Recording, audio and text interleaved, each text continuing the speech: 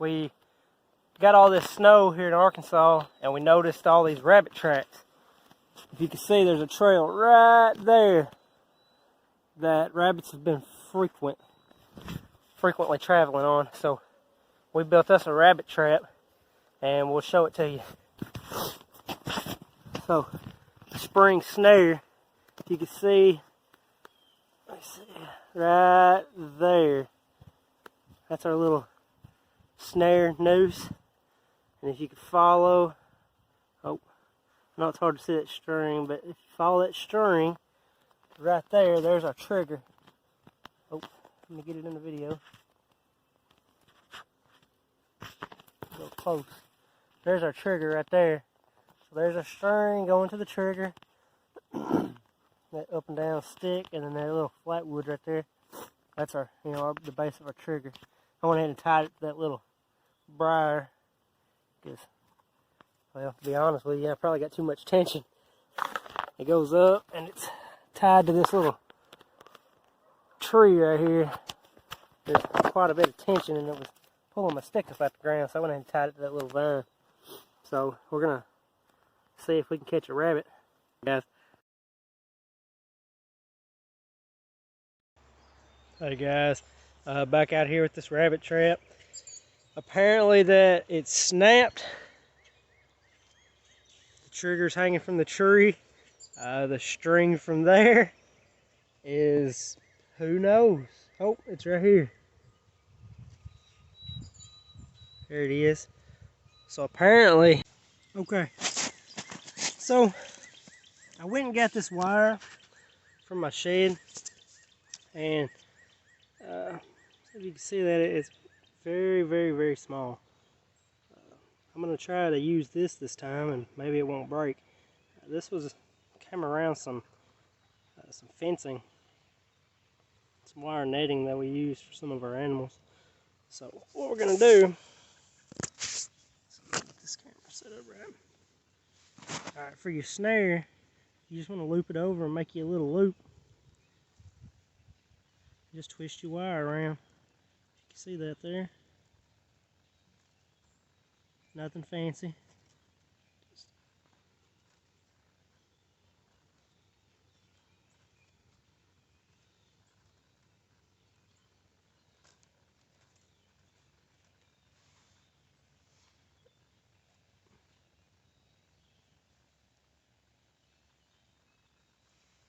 And then we'll thread your other end in.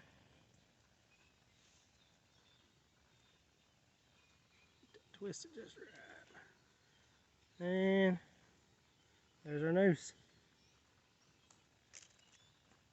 Alright, now let's move this camera. We're gonna have to reset everything up, because when it broke this last time, it went everywhere. So, but I think our rabbit's still coming through here. So what it is, let's set her up.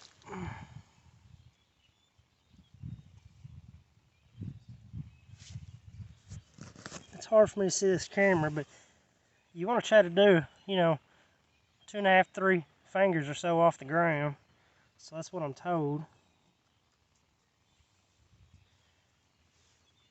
Then do our trigger.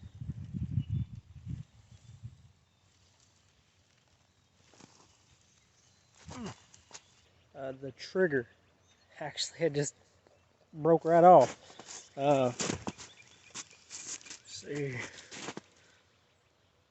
can see that. I mean, it completely snapped the whole tip off. So we got us a new one here. See that? It's hard to see out here. Yeah. You can see the trigger right here. Just a simple trigger. You got your little hook. This time I've got wire, and we're just going to set it up. All we got left now, we're going to take these sticks. What we're going to do is we're just going to stick everything up and kind of channel the rabbit and make it have to go right through here. So we're going to take all these little sticks. I got a pile of them here. little brush. We're just gonna channel it up. Let's see here. More. We're gonna kind of force it to come right through here. So we'll see what happens. Hey guys, so I'm gonna do another rabbit snare today, and our old one is right over here. And last night when I came in, I swear I saw a rabbit go right through the snare. It must have went beside it, because this morning I checked. It's the right size. It's got a good channel for them to follow. But what I did, since they come in right over here, I followed, and they'll walk around and come running right through here under this brush.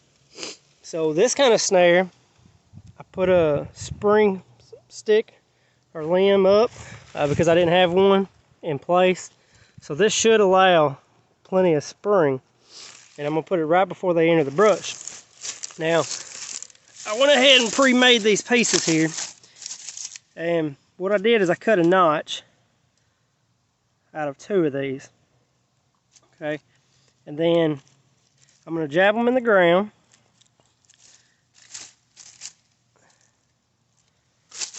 And then we're gonna put this stick inside of it, and it's gonna be our trigger.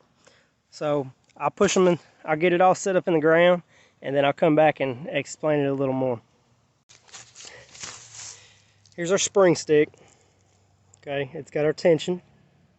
You can see our string coming down. And this is our trigger, okay? Our trigger stick right here, the horizontal one. And then you've got your 2 vertical ones. They've got a notch cut out. I know it's a little hard to see, but it's got a little notch cut out in there. Now, what you want to do, and I've seen people not do this, but this is the way I learned to do it, is you want to put the notches on your side sticks opposite of each other. And the reason you do that is because when the rabbit goes through either direction, it's going to release one side first.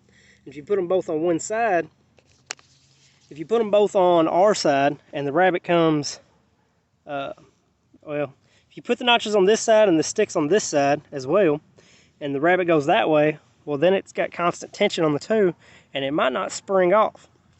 So you always want to do them opposite of each other.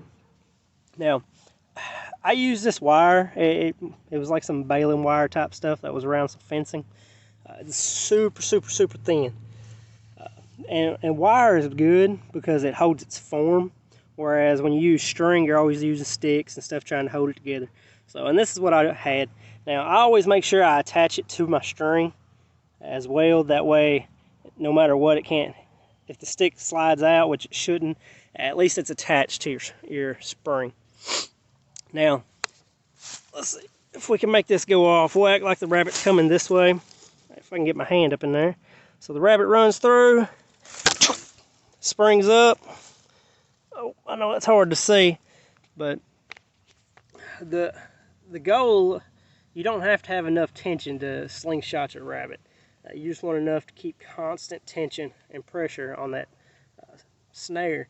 And it's almost impossible to remove a snare that has tension. I mean, the rabbit, it can't, it's hard. Something would have to break.